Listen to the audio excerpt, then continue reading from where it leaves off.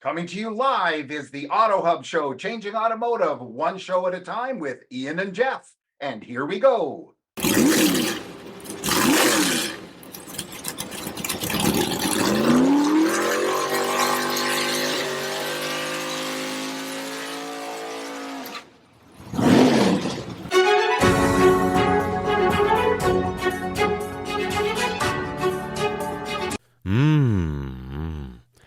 Oh la la.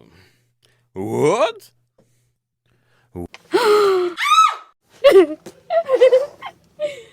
Good afternoon, everybody, and welcome to the AutoHub show here at Driving sales in beautiful Las Vegas, Nevada. Just in case you haven't missed it. That's right. And by the way, we're streaming live. So what's gone on in Vegas isn't staying in Vegas, obviously. We have another guest in our ambush interviews, and this time he's got the backdrop of the Repo Man and Ian and Sean Kelly. Sean, could you introduce yourself? Tell us about your company and what's going on. I would be happy, and thank you guys for having me and having me do it. I love how you call it the ambush interview. That's fantastic. So that's an honor to be on your show. I'm Sean Kelly, the Carver's coach. I'm the CEO of Car Motivators. We are a leadership development company specific to the automotive space. We help automotive leaders achieve great results through their people and technology with a unique approach to people development. So tell me, you just mentioned unique approach. What, other than us, where we sneak up on you, unique? What is unique about your product? I like that. Unique stuff on it. Yeah, exactly. Well, we are actually, I guess one of the reasons why I got into coaching as opposed to training, so to speak, was because I felt like the industry has a lot of training, and there's a lot of people at the dealerships that are really good at their job, that there's kind of diminishing returns on training once people reach a certain plateau. And I like to be a coach of pro athletes. It's like the difference between coaching Little League or professional sports, right? So coaches, I get to work with the top industry leaders, A players in the game, and ultimately that's just more rewarding. The training, it's built for scale in automotive, right? So you buy a platform, there's 75 other dealerships in your PMA taking the same training, and then when you stop taking that training, they take away your login for the portal, and that's it. And then how much of it has actually been retained? So with us, what we do differently, everything we do is customized for you and designed to empower you.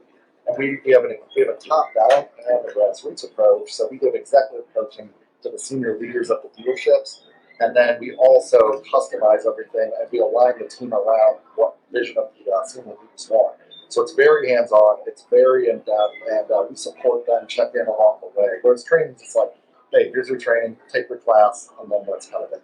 Well, I really like the fact that you're actually coaching the leaders versus just everybody else, because that's a recurring thing that we're hearing. The leaders are like, yeah, you know who I am. And before Ian asked the next question, at lunch, we were sitting there and Rennie Sejas from Paulie said, did you know that Tiger Woods had 20 coaches or 22 coaches? No marriage coach. Ian. I thought he was actually referring to his 22 remote coaches and his remote visits. Yeah, exactly. A little bit of help in multiple areas, but yeah, some of it covered. So my question is, I mean, obviously, as you look at training coaches or something on automotive, we hear this a lot. Where you have a salesperson, for example, that's quite successful, but then gets into management, and they just hope they don't pick it out or she. And did have the pleasure of this conference on Sunday morning, with an auto conference, which was quite interesting. But I guess my question would be, what's your top 5 things that you think most leaders in automotive should be paying attention to? Well, I think it just goes back to creating a winning culture. And, number one is communication is the foundation for success. So without communication, you really have nothing. So you got to start off by, opening up the channels. Like, how does each person on my team want to be engaged? When there's an issue, how do they want me, the individuals want me to bring it up to them? Also, am I, as a manager, open to the feedback from my team? Because you have to leverage, in leadership, you have to leverage the law of reciprocity. And if I, as a leader, am not open to hearing my team's expectations and views and where I can be better as a leader, then why would they want to be open to my suggestions? They'll do it because I'm their boss, but are they doing it because they follow me? That's the difference. So communication is number one. Number two would be alignment to the direction of the company. Every great leader has a vision for success and clarifies that for their team and gets the team excited about it. And when their team's excited about the vision and they know what they need to contribute to that vision, then that's where you start getting into clear expectations. And that's the third thing I'd say. It's setting clear expectations around people's roles and what the minimum expectations are and what a win and success really looks like. So you don't mean just sell more cars? No, not, I mean, No, not at all. that's a clear vision. Sell more cars. Right, yeah, sell more cars. Well, yeah, that's the result of all the stuff we're talking about here. And if you focus on the process, the result is very exciting. And to that point is the last thing, which is I would say value of people. It's how much time are you investing? How well do you know every person on your team? Do you know their spouse's names, their kids' names, what they do for fun? Do you know what they want to accomplish? Do you help them understand the impact they have on everyone else around them within the business? If a leader separates management routine stuff, right, like logging deals, updating, making sure the CRM's up to date, saving deal meetings, TOing customers, that's all right? You have a leadership team. What does that look like? What type of coaching sessions are you having with your team? How often are you coaching them? What wins have you been able to celebrate and contribute to those sessions?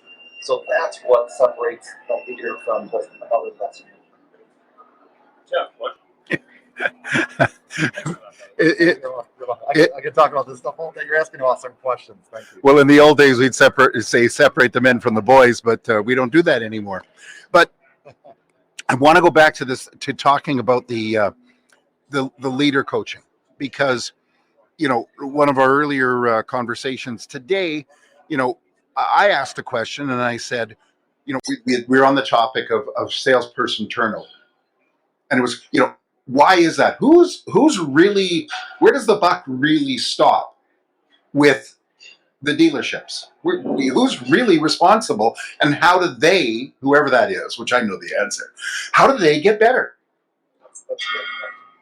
At the end of the day, the saying, people don't quit their jobs, they quit their leaders, is true, but there is some degree of healthy turnover, right? So, and I think one of the keynotes is talking about it. It's like, okay, if I'm bringing someone into my Purdue basketball team, and I know they're only going to be with me for a year, and then they want to go to the NBA, if I help them get there, is that good or bad? If they quit and move on to the NBA? And that's a question for you guys. What are your thoughts? Well, I obviously think it's better that they've gone on to the NBA. Yes, absolutely. And think about that type of player that you get by helping them achieve a result like that. So where I'm going with it is that, if there's healthy turnover, then that's what we should try to create. And ultimately, what's the manager's, this is the coaching question I ask managers all the time, what's your process for turning around underperformers? And how much time do you give them? And then at what point do you shake hands and part ways as friends or solve the issue? And then it goes back to the communication thing, right? When there's a cultural issue or a barrier, something that's holding their success back, do they trust you enough, and do they feel like you have the care and concern and capacity to help them with that? In a perfect world, you're touching base with your employees regularly. You're finding out through questions when they need help, and you're addressing those issues as they come. So at the end of the day, if people are quitting on you, and I struggled with it for years before, so it's not like I'm like a perfect angel. I learned the hard way, but that's the key. I learned from my failures and from my turnover, and I learned how to find out what motivates people and how to lead each person individually and coach them up. And that's what I want to help managers do in the auto industry. So at the end of the day, who's responsible? It's whoever the dealer decides is, which is usually the middle management, I would say. And then who's responsible for holding the middle managers accountable for turnover? Are you even measuring turnover? Definitely an opportunity. I think what I find very few dealers measure turnover. Once we start coaching them, they do, but very few measure that. Yeah, what we find, and we talk to dealers at scale, we talk to software at scale. I was actually at a breakout today on recon, which was kind of interesting. But more importantly, we both worked in dealerships, and I think part of the challenge that you see to your point is, some dealerships don't necessarily people that build that culture forward. Some dealerships just accept it. They're going to leave 60% off half. Then they complain about having to replace those and not giving them the tools they need to actually be successful. So I think part of it is also I'm going to lose some stuff.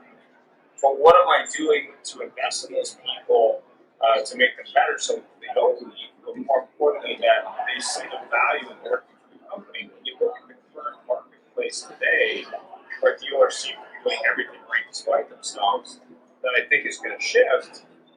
Obviously, they should be investing right now in training and coaching, but they don't seem to be because they think suddenly that they've got it all figured out. So that I think is the biggest challenge facing the industry right now. But maybe you have some thoughts.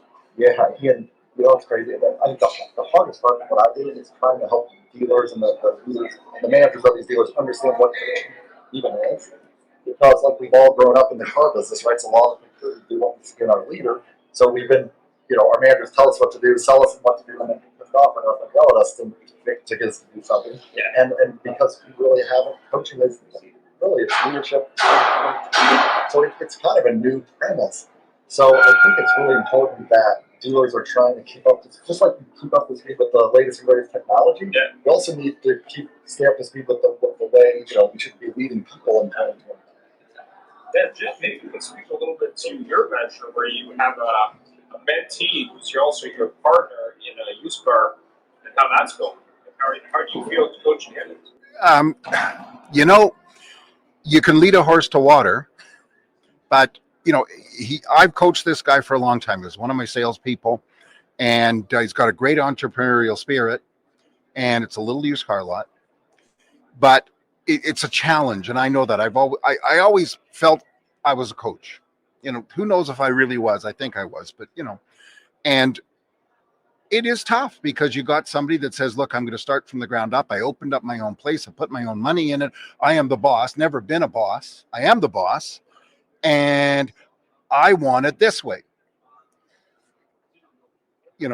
And I know I know you must run into that. I know there's a challenge for you because right now, and this is what we're hearing right now, it's not, I don't need that.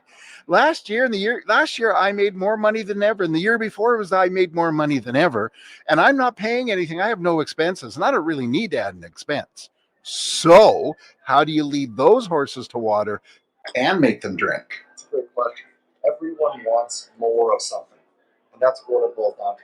And the further out you go, and the bigger the vision for success, and the more clarity you have on it, then the more help you can give someone. So I would say start with the end in mind. Sit down with that person and find out, like, hey, if everything went perfectly for you over the next 3 years, what would success look like? What would you be doing more of? I'm sharing some of my favorite coaching questions around this. What would you be doing less of? What would make work more fulfilling for you? How do you, what other skills would you have mastered? Where else could you possibly want to go?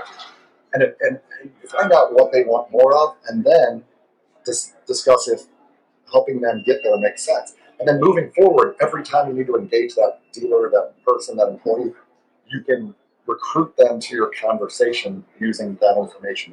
Can I share a specific example? By all means. Okay, so there was a 30-a-month sales consultant named Bill in New Jersey. Now he's been promoted and he's a manager, which is great.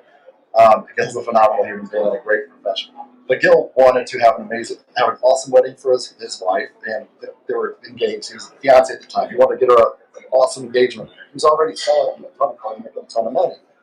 But when I found that out, I was like, so for that vision to become reality, how many more cars do you need to sell? And he kind of came up with a number. Like, how would you go about doing that?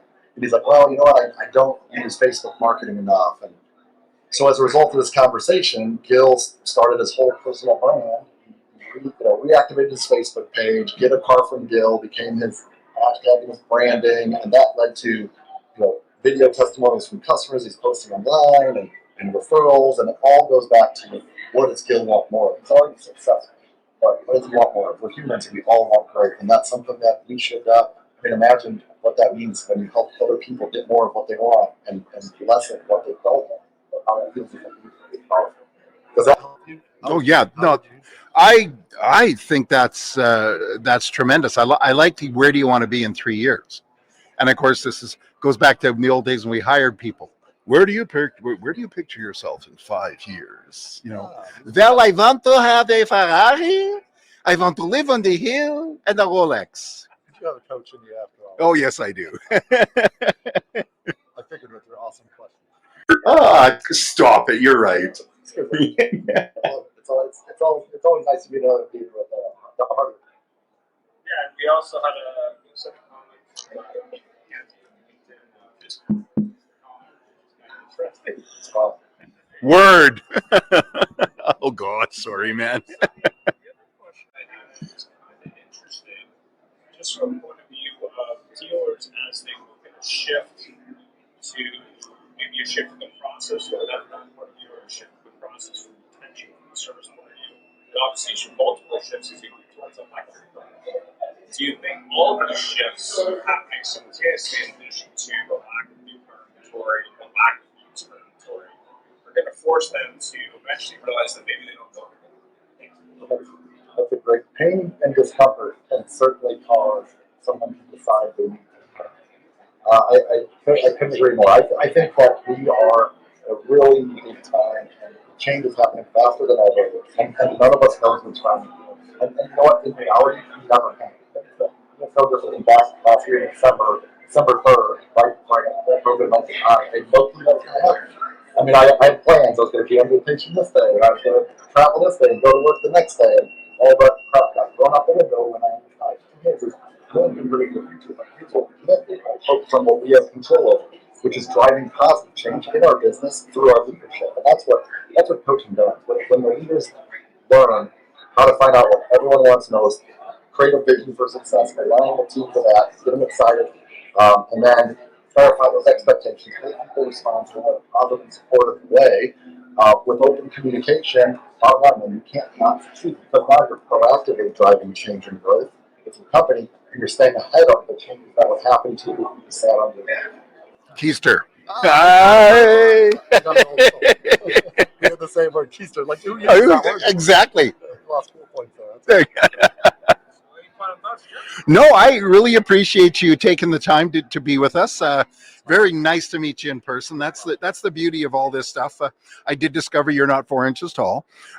You're a little bit taller than that. And what a great business. I think it's truly, like you said, there's a lot of trainers. We have a trainer on our sponsor team, and he's an entertainer trainer, but coaching is a big deal. And I think that's one of the things that dealerships are challenged with right now tremendously, because at the moment things are going well.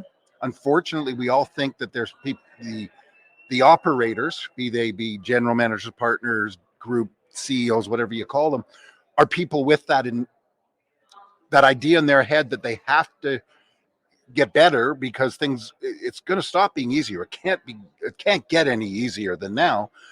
And coaching's a big deal. And, the old saying is, if you want money to grow, invest it today. Yeah, and the other famous saying is, if you want close interest, invest in yourself. 100%. Thanks for taking the time today. We really appreciate it, and I hope you have a great event here. Are you going to be here for Digital Dealer as well? I have so many projects around. Unfortunately, I have to fly out tomorrow, but I am so glad we got to meet in person. Ian, absolutely, same here. Thank you guys for having me on the show. It's an honor. Thank you. And we're out. Thanks for joining us. It was a great show, and follow us anywhere you would like on your favorite podcast, on Facebook, on LinkedIn, and of course on our YouTube, or subscribe to our own channel.